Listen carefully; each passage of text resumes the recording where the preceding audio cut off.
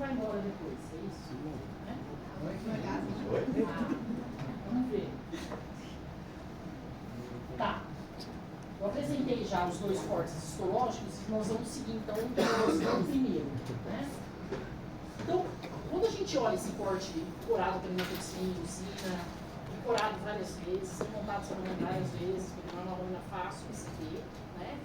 A gente se depara com essa mudança abrupta de tecido epitelial, exatamente nessa região que eu estou passando aí esse tracejado. Então, considerando o assunto, um epitélio estratificado pavimentoso não queratinizado, que não tinha glândulas na lâmina própria, tinha na submucosa, que tinha uma muscular da mucosa contínua, aqui ela parece fragmentada, e que tinha uma muscular externa, vamos falar assim, uma túnica muscular externa, que começou com estriado esquelético, depois passou para estriado esquelético liso, depois liso, né? Ela vai agora abruptamente ganhar mais uma camada, é isso que eu quero falar. Né? A última camada também era uma adventícia, e agora vai aparecer célula mesotelial. Então, nessa região de transição, é uma região avulsada, né? Onde o epitélio muda abruptamente, onde a muscular da mucosa se fragmenta e as glândulas que moravam na submucosa passam a fazer parte da lâmina própria. A muscular externa, que era lisa, que tinha duas, agora passa a ter três, e que era de adventícia, agora vira serosa. Né? Então, assim, para a gente ver muito bem o órgão com essas camadas que caracteriza cada segmento, a gente foge da região de transição. A região de transição sempre é uma região mais bagunçada. Tudo bem? Então é isso que eu quero dizer. Quer ver o que é um esôfago? Vai mais antes da região de transição. O que é a cárdia? Sai um pouquinho dessa região de transição. Tudo bem? Tá. Fica claro, então, que muda abruptamente o tecido epitelial aí? Essas estruturas que vocês estão vendo aí, que eu estou passando a ponteira, é muscular da mucosa fragmentada. Essas glândulas duodenais, elas passam a ser chamadas, né? Glândulas esofágicas passam a ser chamadas nessa apresentação, né, que elas saíram da submucosa e foram para a lâmina própria, elas passam a ser chamadas de glândulas esofágicas cárdicas, mas são do esôfago. Por que cárdicas? Porque ela está na região próxima ao cárdia. Tudo bem? Antes elas eram glândulas esofágicas e passam a ter essa denominação agora por estarem aí na lâmina própria. Tá. A gente vai ver então em detalhe essa mudança em maior aumento, né? Onde o epitélio muda abruptamente. Aí a gente está vendo então um epitélio que passa de estratificado para simples, cilíndrico, mucíparo ou secretor, tanto faz. Alguma dúvida? O que eu tenho que ver agora? Caracterizar o cárdia. Então eu tenho que encontrar uma fovéula que tenha praticamente o mesmo tamanho da glândula. Tudo bem? E essa fovéula, ela tem que ter o mesmo epitélio de revestimento que o epitélio de revestimento da luz tem. Células mucosas ou mucíparas, né? Que a gente tinha visto. Vamos ver se isso acontece. Então eu estou aumentando aí essa região de transição, voltei para o esôfago e olha um pouquinho antes como a muscular da mucosa já está se fragmentando, né? E essas glândulas que estão na submucosa, elas passam a fazer parte da lâmina própria. Então se vocês voltarem, vocês vão ver essa imagem. Até que elas moram lá na lâmina própria. Ducto se abrindo ali na superfície livre. E essa é a muscular externa, né? Região das glândulas submucosas. Vamos aumentar essa região. Só para mostrar a fragmentação aí da muscular da mucosa e o ducto chegando aí na superfície livre. Né? Tá. Para a gente ir agora ver uma continuidade da muscular da mucosa do estômago, cárdia, a gente tem que ir um pouquinho mais para frente também. Então eu estou um pouquinho mais para frente da região de transição.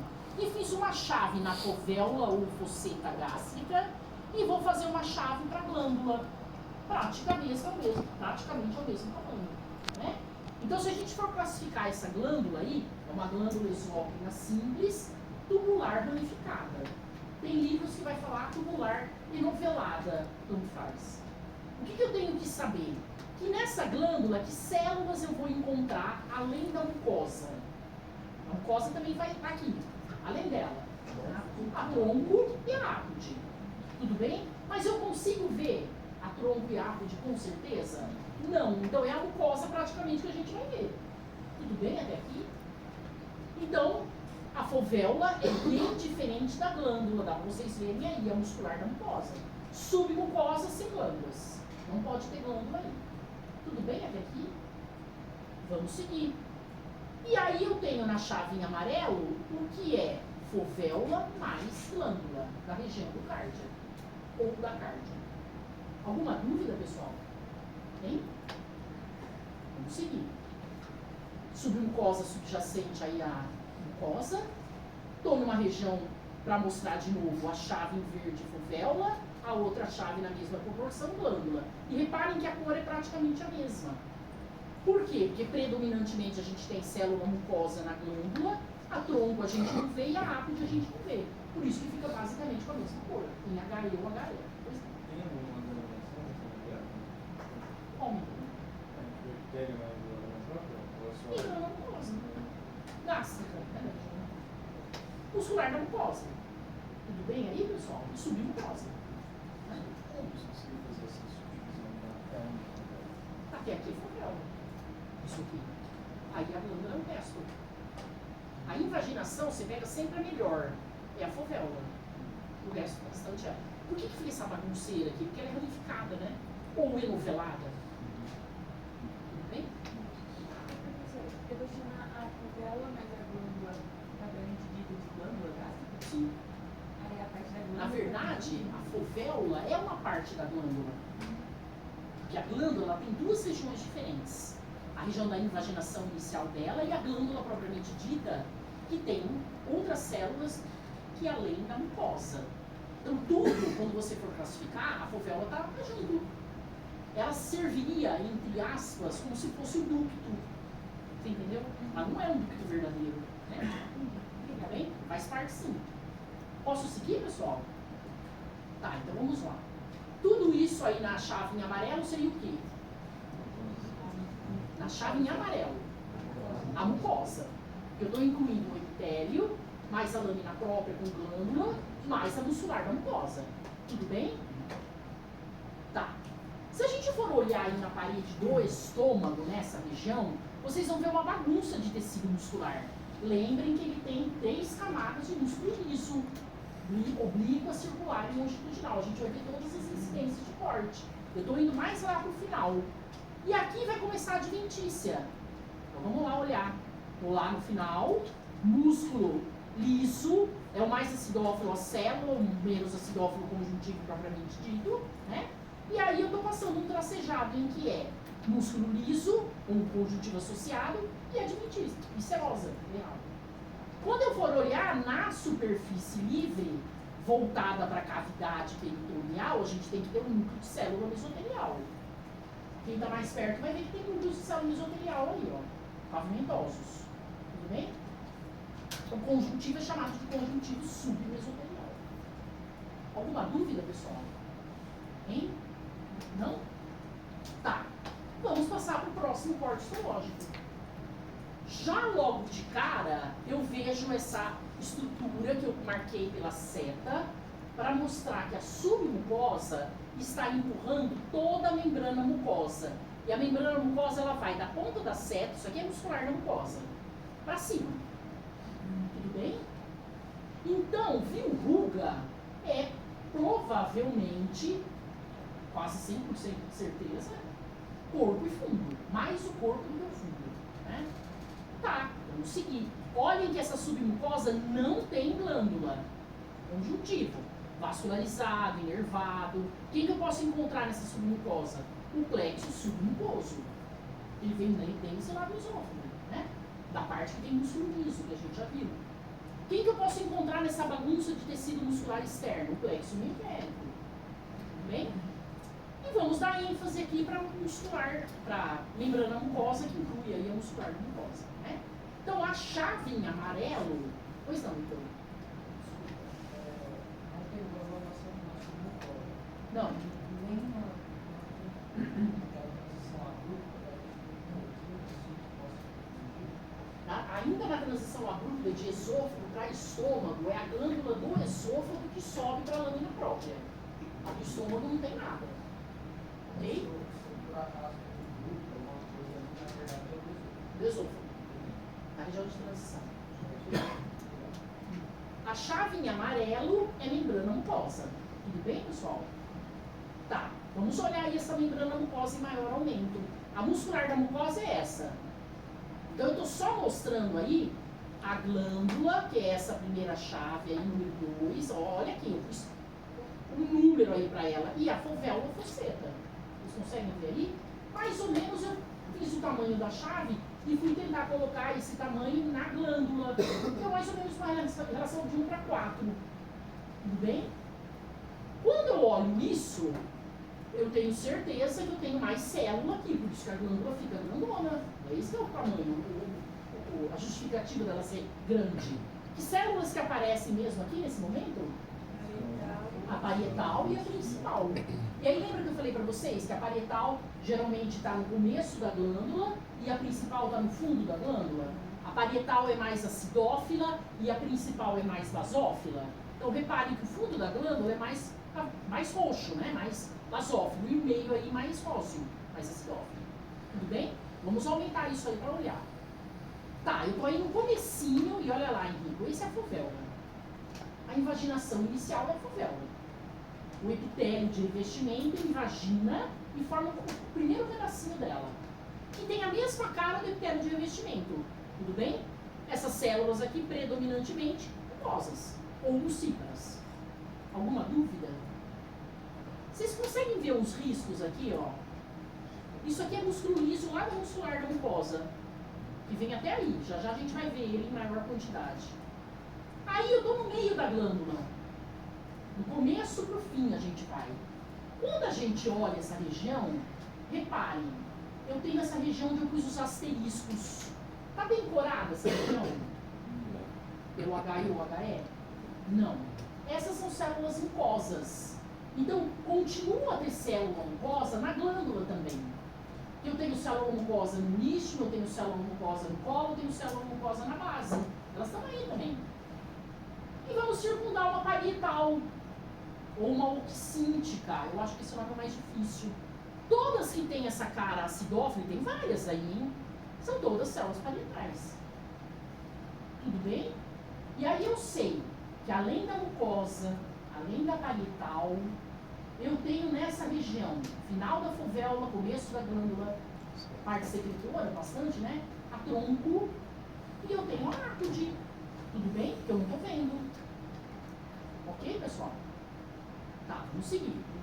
Oi. Por que no epitélio as células mucosas são mais coradas e daí na glândula? Você vai sempre pelo produto de secreção. Se tiver menos corada, ela tem mais açúcar do que aquelas que estão lá em cima que tem menos açúcar. É tudo muco. Tá? Precisa mais um pouco. Isso. Tudo bem? Quanto menos corada ela tiver, mais muco ela vai ter. Mais açúcar ela vai ter em cima. E aí é uma bagunça, que foi o que eu falei para vocês, porque ela é ramificada, né? A glândula. Tudo bem? Posso seguir? Tá, vamos seguir. Essas setas estão mostrando células que tem núcleo pavimentoso e ela está subindo aí como se fossem feixes. Tudo isso é músculo liso. Vocês vão ver o início dele lá na muscular da mucosa quando eu mostrar a base da glândula. Então elas sobem na lâmina própria. Para que será que eu tenho músculo liso aí na lâmina própria? Eu tenho lá na muscular da mucosa. Para que será que tem eixo de músculo liso subindo aí? Para movimentar. E a mucosa também ter um certo movimento, né? Tudo bem? De certa maneira ela vai fazer uma contração pequenininha ali, enfim. Olha agora. Eu tenho a basal, desculpa, eu tenho a parietal e os feixes aí de músculo liso. E eu vou começar a ir para a base. Eu estou mostrando aí célula muscular lisa. Opa, célula muscular lisa agora. Nas setas em branco. Tá, eu estou na base agora. Eu tenho a parietal, que são essas acidófilas, mas eu tenho a principal agora em maior quantidade. Eu estou mostrando só uma região. Vocês vão ver aí bem mais basófilo na base, na totalidade. Né? Então vamos lá. Eu tenho a parietal que eu estou circundando, músculo liso que eu estou apontando na seta de novo, né? E eu tenho aí as principais, os zimogêneses, que são essas mais basófilas. E olha a muscular da mucosa entrando na lâmina própria. O início dessa projeção de músculo liso, começa aí. Então, a gente encontra perfeitamente isso. No meio da lâmina própria tem músculo liso também. Tudo bem? E reparem aí que a gente continua tendo parietal e continua tendo principal. No meio disso eu posso encontrar uma mucosa em menor quantidade do que as regiões suprajacentes. Reparem aí, eu tenho duas incidências de corte de músculo liso. Vocês conseguem ver? Transversal e longitudinal. Então aí a gente vê duas camadas, né? Lembra que eu falei, a muscular da mucosa sempre acompanha a externa. O estômago tem 3, é difícil ver 3 incidências de corte de músculo liso, mais 2 que a gente vê. Né? Tá. Olha agora o que eu estou vendo. O que é isso aqui? Complexo meentérico. Músculo liso, oblíquo, transversal, longitudinal. Como é que eu reconheço que é complexo? Como é que eu reconheço? Os núcleos, né? Com cromatina mais descondensada aí no meio, é neurônio. Ele não tem uma cápsula, ele está aí no meio do conjuntivo, não tem nada revestindo ele. Além dos corpos neuronais, os núcleos de neurônio, os outros núcleos podem pertencer a quem? A glia periférica, as células de conjuntivo, tudo bem? Ele está aí nesse conjuntivo. Então, procurando, vocês podem encontrar. Qual plexo é mais fácil da gente ver? O submucoso ou o mioentérico? O mioentérico. Mas os dois são passíveis de serem encontrados. Ok? Tá, vamos falar de algumas patologias. Tudo que termina em ite, processo inflamatório. Uma gastrite mais branda, tá pior, né? Mais severa a ponto de causar, por exemplo, uma ulceração, né? Processo inflamatório. E se vier associado a essa bactéria, é pior. E essa bactéria ela pode causar, ou ela pode ser o início de uma displasia, ela causa, e depois câncer gástrico. Então é importante, toda endoscopia se faz biópsia para ver a presença ou não dela, né? E se ela estiver presente aí, tem que fazer tratamento. É um tratamento bem chato para extirpar ou destruir essa bactéria de todas as maneiras possíveis, porque ela é problema. Né? Tá. Úlcera, na verdade, principalmente na região do piloro, é uma perda do tecido epitelial. Então vocês imaginam isso aí aberto, está expondo conjuntivo, está expondo vasos sanguíneo, linfático, que é meio de acesso para coisas, antígenos poderem entrar e se disseminar. Né? Então tem que fazer tratamento disso. Então, só para mostrar para vocês que realmente, olha, tira o epitélio, perde o epitélio. Isso é a úlcera. Ulceração é você deixar exposto o tecido conjuntivo. Né? Isso aqui não é bom. Aí, quais são os sintomas que a pessoa sente normalmente? Queimação, sangramento e assim vai. Né? E ela tem que pesquisar. E aí, não tem a proteção contra o HCl. Olha isso que pode causar. Né? Não tem o muco que vai produzir aí, deve ser produzido pelas células mucosas, ou mucíferas. Não tem o tamponamento gástrico, porque ela produz o bicarbonato, e aí gera essa lesão aí, a perda do epitélio. Se tiver o Helicobacter pylori junto, é problema. Né? Ela, na verdade, essa bactéria ela acaba com toda a fisiologia da mucosa, em termos de secreção das células, enfim. Né? E aí você tem que fazer um tratamento. Olha isso aqui, uso prolongado de medicamentos anti-inflamatórios não esteroidais e esteroidais, que a gente toma a rodo, você compra isso na farmácia sem receita, pode causar úlcera. Né? Cigarro pode causar, qualquer tipo de cigarro, seja o que for, pode causar úlcera. E assim vai. Né? Anemia perniciosa é um tipo de anemia onde eu tenho a baixa quantidade de vitamina B12 e isso está ligado à falta do fator intrínseco antianêmico.